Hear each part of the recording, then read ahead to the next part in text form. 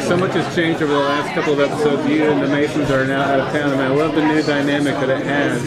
Interesting seeing you with your son today. I mean, because now it is you and your son's in the story. Can you talk about how you're embracing that, how maybe that has changed your look at the show? Well, when the season first started, it's the most fragmented you've seen the Mason clan to date. I've become the president. The kids who have all been clamoring for some autonomy and independence finally have it. Hal's got this whole thing going on with him, so he's a little bit off on his own. Maxim's left to his own devices. And everybody is sort of doing their own thing. And then through the abduction of Anne and Lexi, it brings the family back together, and the pilgrimage of the Masons riding out to go get their own, so to speak, brings everything back together. And so the last couple episodes have been really fun because I love working with the kids, and they were all really game to do those episodes. You had a lot of rain on your head during that episode. Oh my goodness. Yeah, we were wet. How is Weaver dealing with having to depend on Pope? Oh man, that's a tough one. That's a tough that episode, Will, and I was like, That's a tough one, man. When Pope's the only person that you can turn to, it's rough. Yeah.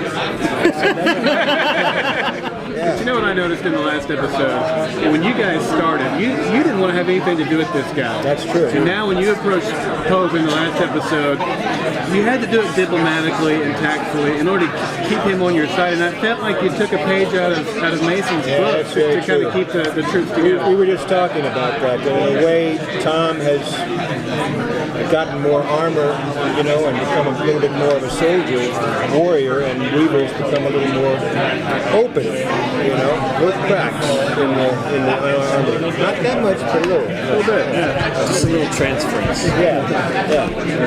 And you being so strong with family and everything, you can see that in the show as well, that despite everything that's going on, it's that family unit that's still like the most important, where your character goes out and you'll defy everything to save your children and do something to protect yourself. Totally. Well, I think that's the theme of the show that really you can sink your teeth into. It's the family drama in the context of an alien invasion science fiction show. Yeah. So as long as we would come back to that heart of it's about the family, it's about the family. And family can be interpreted as a nuclear family, or as the second mass, or as Charleston. And Will had a great, I don't know what to call it, just a good philosophical approach to this season, where somebody asked us about the role of religion among these characters on the show. And Will said, second mass is our religion. That's what we find faith in. That's what gives us our sustaining strength. And I think there's a lot of truth to that.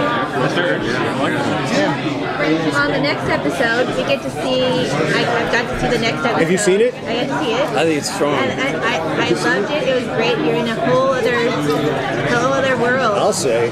Have you guys seen it? I'm like 3 episodes behind. Oh, that's good. Yeah, we can't. It's good. I don't want to give it too much. I didn't know. It's the first time we play with our narrative structure. It's the first time we sort of step out of reality a little bit. You see a different version of everybody's character in a very interesting way. And it was just a beautiful script written by a guy named John Worth, who unfortunately is now the showrunner on Hell on Wheels, so we won't have him for season 4. But he wrote the 3rd episode this season, where the sniper attack on Charleston, and he wrote that one, which I thought were 2 of the best we've done. So we do get to see a different side of like the alien control. So we're even going deeper in That's right. what happens, so.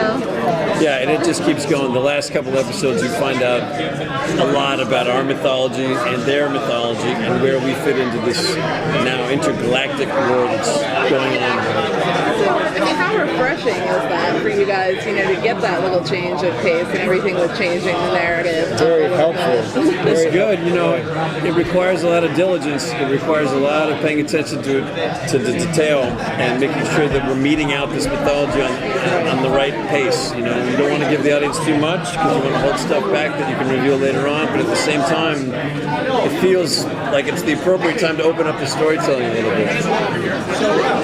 How involved are you guys as a producer on the show? Like, do you find yourself really involved in the story aspect and in terms of that? Not at this stage of the game. I like to think I earn my credit as soon as I step on set. On the front lines, he earns his credit. I'm a good troubleshooter. I'm a good problem solver on the fly. And, a lot of times when we get to about the episode 4, episode 5, we're run out of scripts. Like, we're writing and shooting and writing and shooting. So you're editing and refining as you're going. It's not as well thought out as you'd think it would be. Even though the writers started 2 months ago, we'll maybe have 2 finished scripts by the time we start shooting the first episode. Oh, wow. The rest will be, then we'll have 3 or 4 pretty comprehensive outlines, and then the last 3-4 episodes will just be ideas. So having you on the front lines there is really important. I tend to have a lot more creative input as the season unfolds. When everybody else is starting to burn out, that's when I tend to come When on. real work begins. Has there been anything in the story that you wish you could have explored more and you feel like was kind of a missed opportunity that you'd like to maybe go back and do?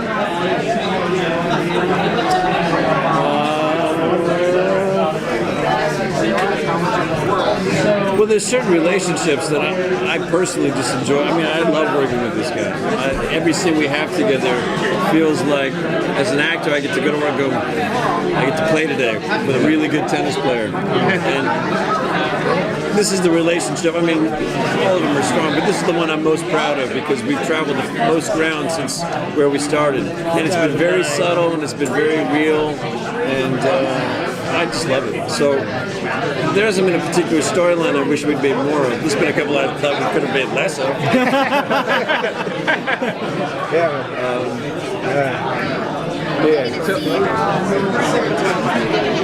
We're gonna see. See the birth of Tom's new baby. Yeah, we saw it in the first episode. Yeah. You haven't met the baby yet?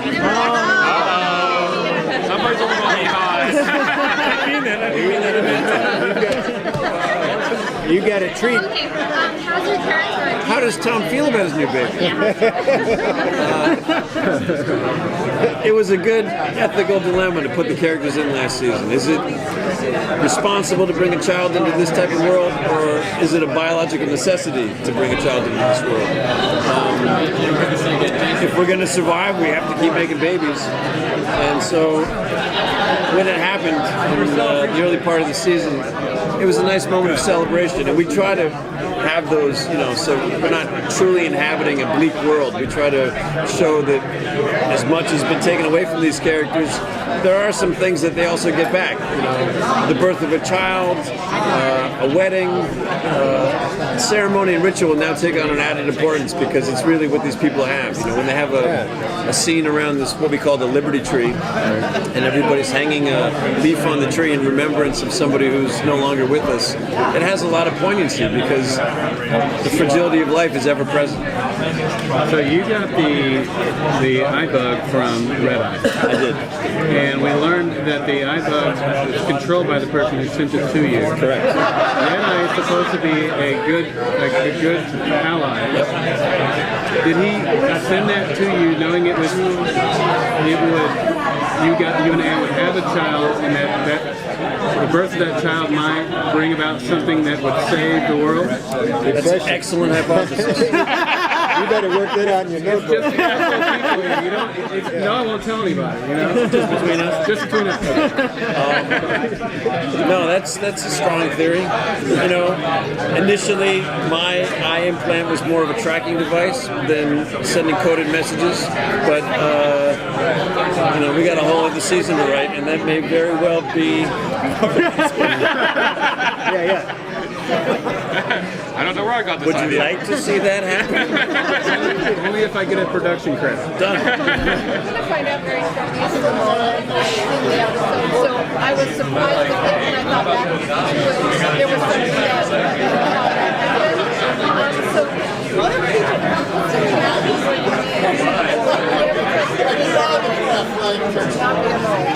Great question. We did try to pepper in some clues so that you could go back and say,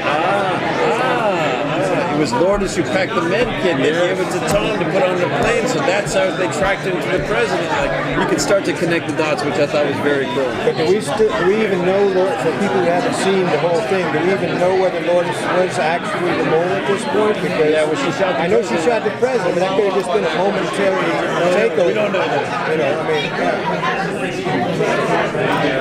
That was a very closely guarded secret on set. I can't even tell you. it's like, do we There really wasn't know a day who it that is? went by where somebody didn't say, like, you know who it is right now? Like, yeah, I know who it is.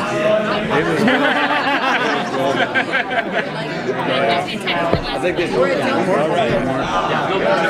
a big question. Are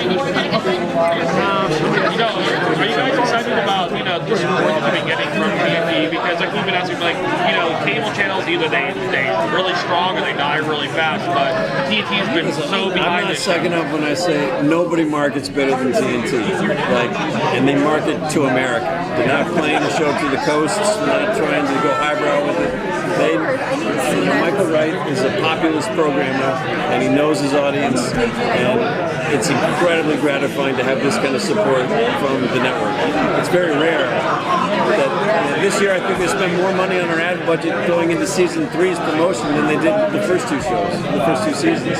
So their faith has only been doubling and tripling down on it. You can tell they love the shows. It's giving them the audience that they wanted. They didn't have young men 18 to 49. Now they do. That's true. It's mutually beneficial.